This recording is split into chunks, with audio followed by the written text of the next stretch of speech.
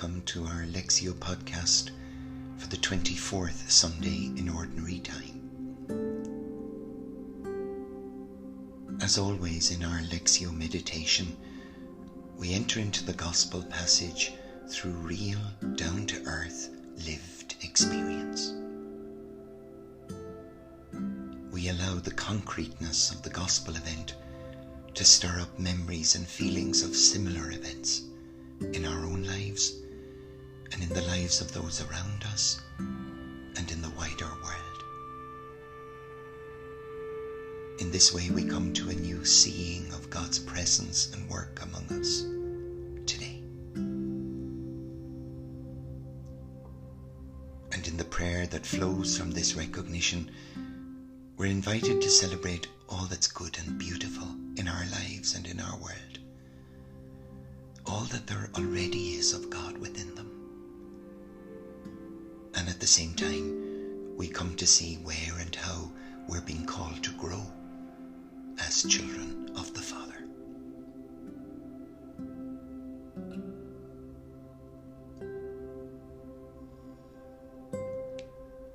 We'll take a few moments now so as to quieten our minds and hearts as we prepare to listen deeply to the gift of God's living word in today's Gospel.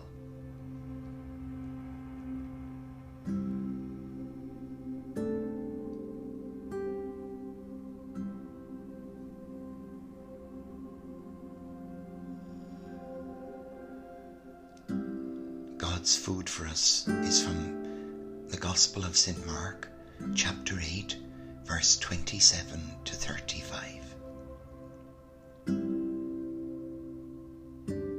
Jesus and his disciples left for the villages round Caesarea Philippi. On the way he put this question to his disciples: "Who do people say I am?" And they told him, "John the Baptist," they said. "Others, Elijah. Others again, one of the prophets." "But you," he asked, "who do you say I am?" Peter spoke up and said to him, "You are the Christ." And he gave them strict orders not to tell anyone about him.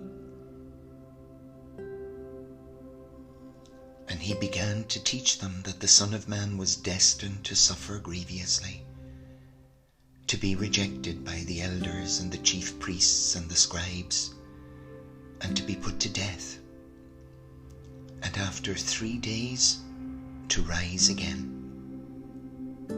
And he said all of this quite openly. And then, taking him aside, Peter started to remonstrate with him. But turning and seeing his disciples, Jesus rebuked Peter and he said to him, "Get behind me, Satan, because the way you think is not God's way, but man's."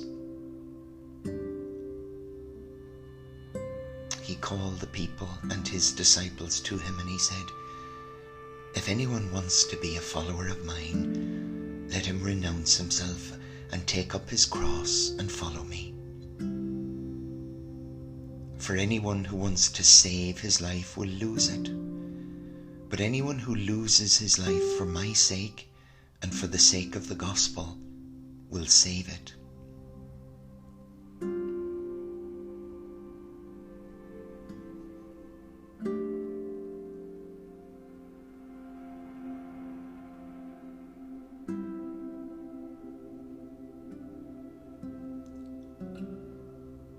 Jesus is clear in his own mind, and he speaks openly to his disciples about the next stage of his mission, a journey to Jerusalem, the center of the Jewish religious, political and social establishment,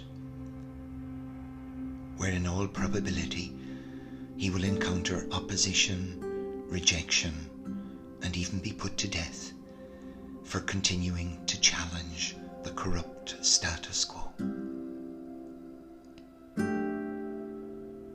He knows that this is what the Father asks of him, and he's determined to see it through, confident that the Father's love and not death will have the last word.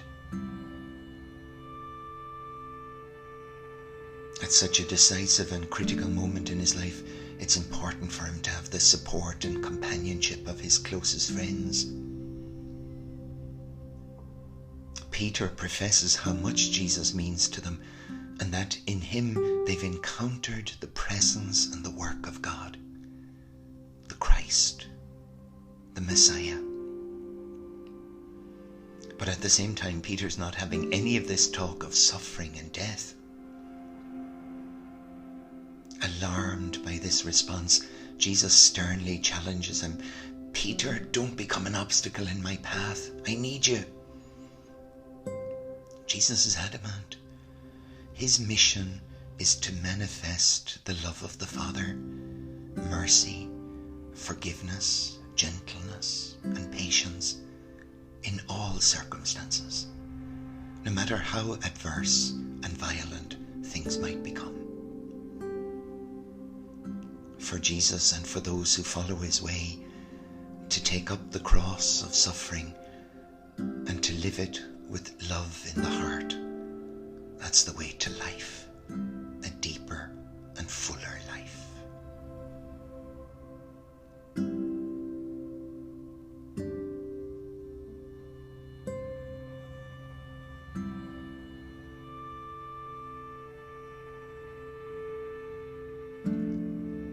One way of entering into this passage in meditation is to remember someone who has touched our lives, inspired us by their courageous commitment to a cause of justice, or the liberation of people from oppression,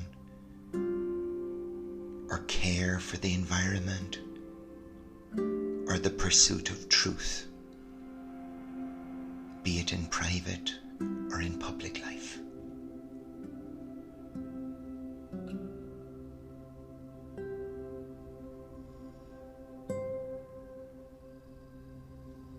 Freely and courageously, they have chosen a path that involves necessary hardship and suffering, the pain of being rejected by those who have most to lose, and the violence of those who will stop at nothing to quieten them.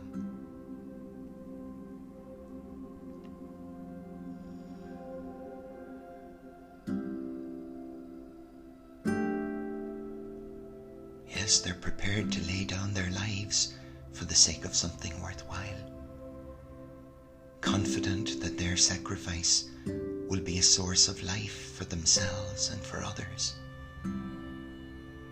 that they will rise again on the third day.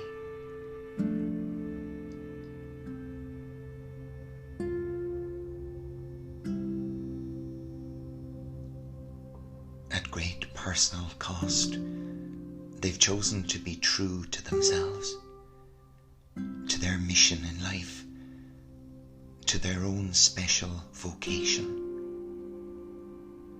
to be the Christ that they've been called to be.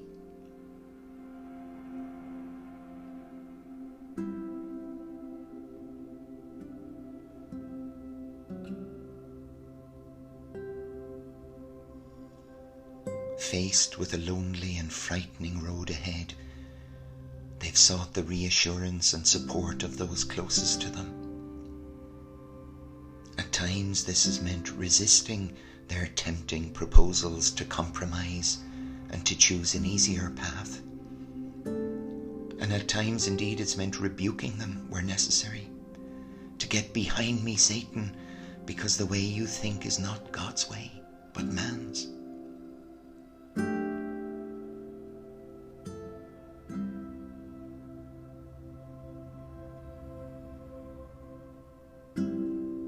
In their resolve and commitment to play their part in building up a civilization of love, we now recognize Jesus alive again and working among us today.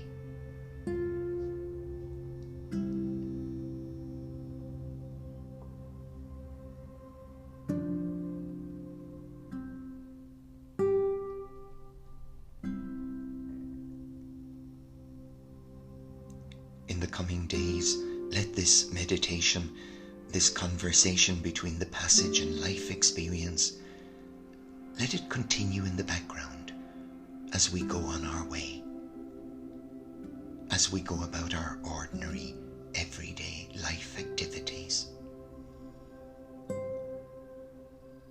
And let us keep our eyes and ears open to all that's going on around us and in the wider world. And we may well be surprised to find this gospel passage living again in many circumstances of private, social, and public life.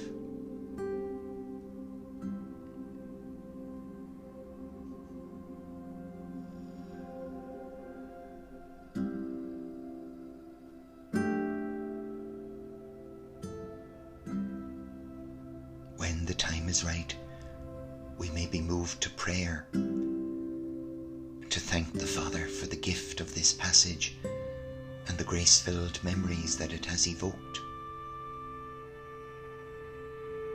In our own words, we can let God know about our own personal heroes and heroines, those in private life or in the public domain, people of honesty and integrity who have renounced themselves, their own comfort, prestige, or security, and have taken up the cross to follow the way of Jesus.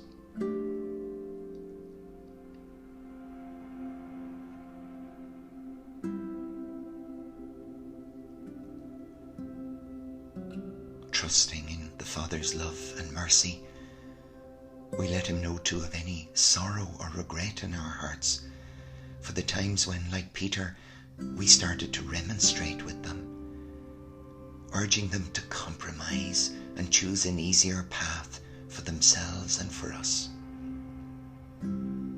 We now recognize that we were becoming an obstacle in their path.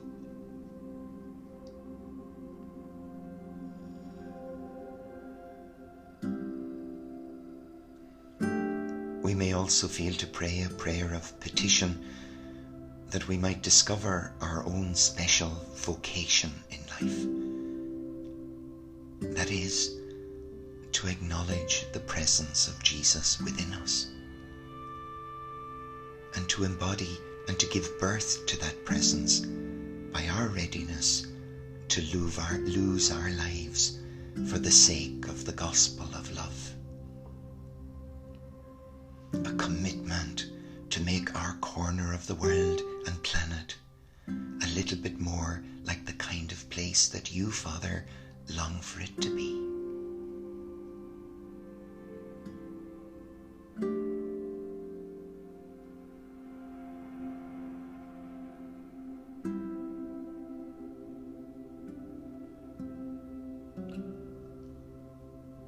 With a trusting heart, let the presence of God our Father now take over and draw us into a deeper prayer of silence and stillness.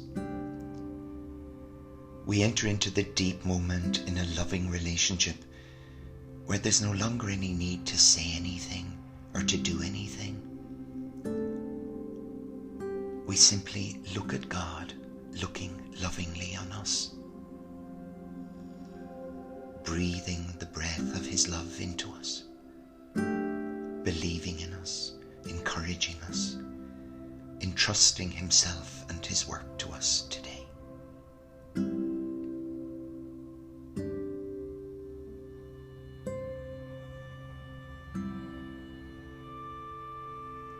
In the event of any distractions, perhaps we might choose a word or phrase from the passage.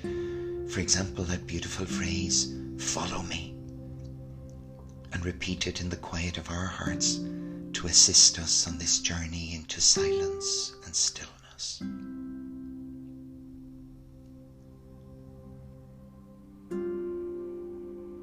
We now rest our hearts simply and receptively in the presence of God, and we stay with this deep prayer for as long as it is given to us.